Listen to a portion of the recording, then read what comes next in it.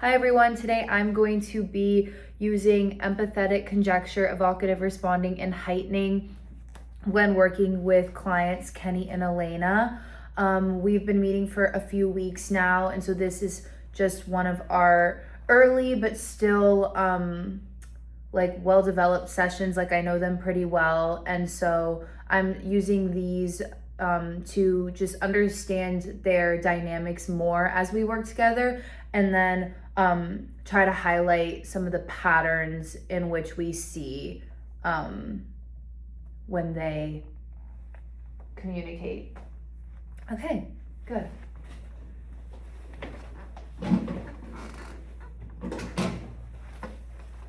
Hi, Kenny and Elena.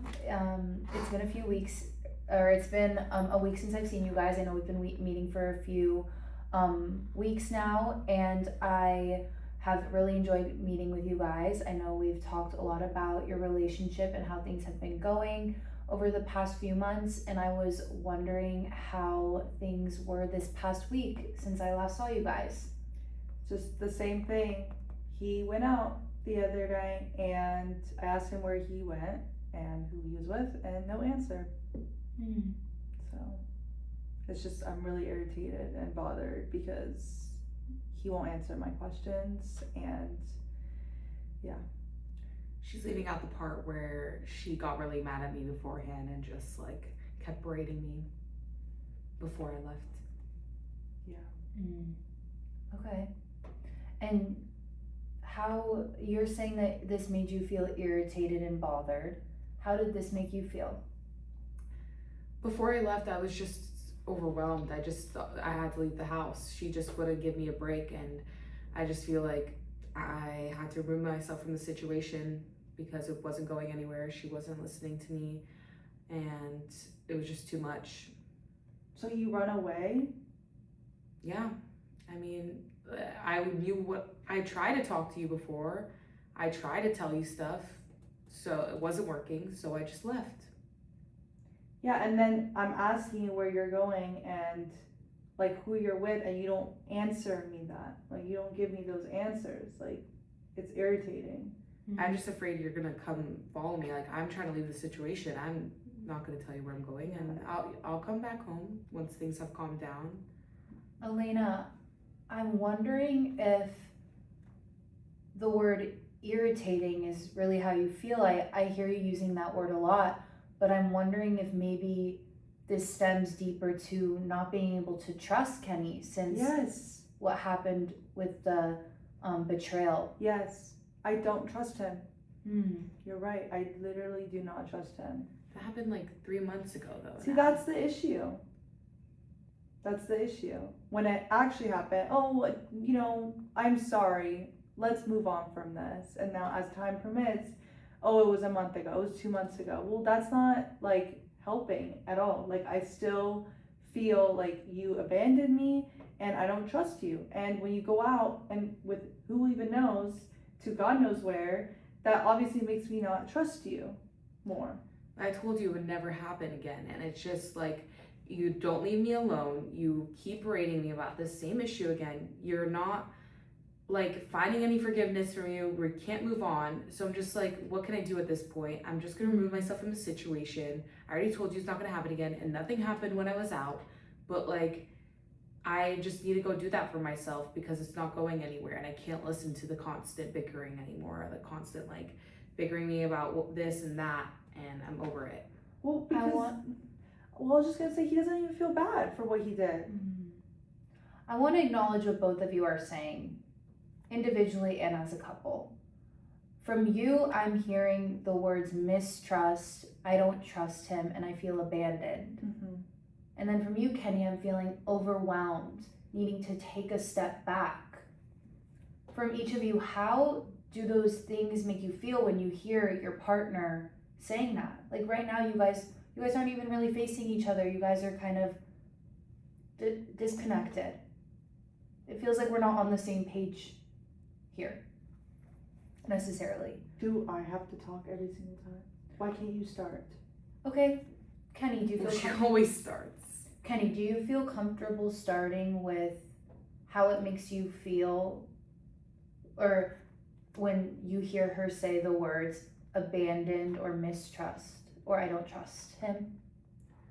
I don't know. I mean, I kind of like don't know what to do. I don't know how to make her trust me anymore. I don't know how we can come back from this. I'm just like, it happened and we have to move on. You have to give me another chance. That's the only way. I feel like you have to see that I'm not going to do it again. And I went out and I know I left, but I didn't do it again. So, Well, you know that you didn't do it, but how am I supposed to know? Because actions speak louder than words. So when you tell me it's not going to happen again, but I don't know where you are and who you're with, and you won't tell me where, like, you don't give me an answer, how do you imagine that I think about it? How is that supposed to make me trust you? Or, in your words, move on, which you make it sound so freaking easy.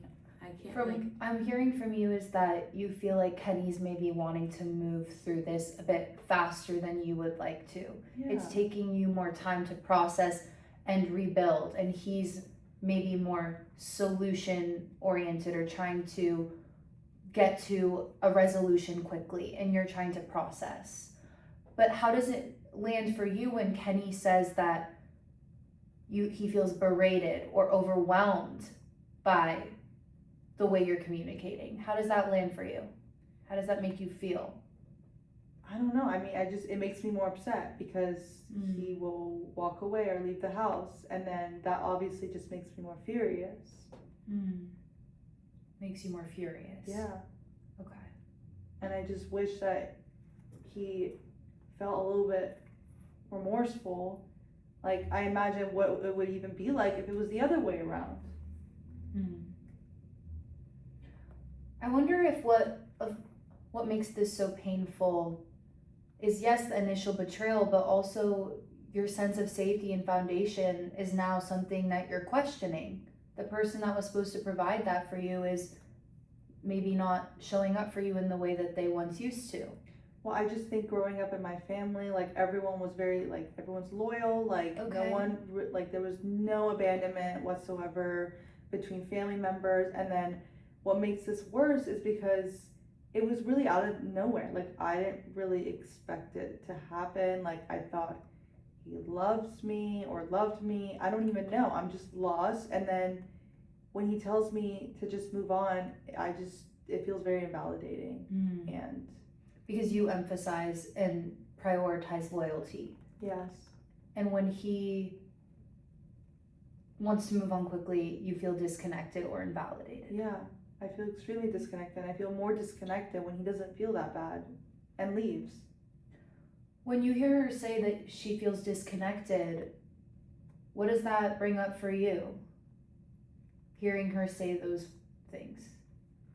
I mean, I don't know. I don't know where to go. I don't know what to do. I understand she feels disconnected, but I don't know what to do to make her feel better now at this point. I mean, I know I did it, but like, I can't take it back, like I said. You can't take it back. But do you want to make things better? Yeah. But she doesn't seem like she lets me. Part of me wonders, it seems to me like, from what you're saying, is like you do regret what happened, but you might be overwhelmed or it might feel unfamiliar to sit with these heavy emotions and to experience emotion to such a high level. Does that sound right, maybe? I mean, I don't know. I don't really know about, I've never really talked about emotions much before. Yeah, he just walks away. Or leaves the house. How does talking about emotions right now make you feel? I just feel like overwhelmed again. I keep hearing you bring up the word overwhelmed when you are talking about how the communication pattern makes you feel. Yeah, when she attacks me, I feel overwhelmed. Attacks you. We're just having a conversation.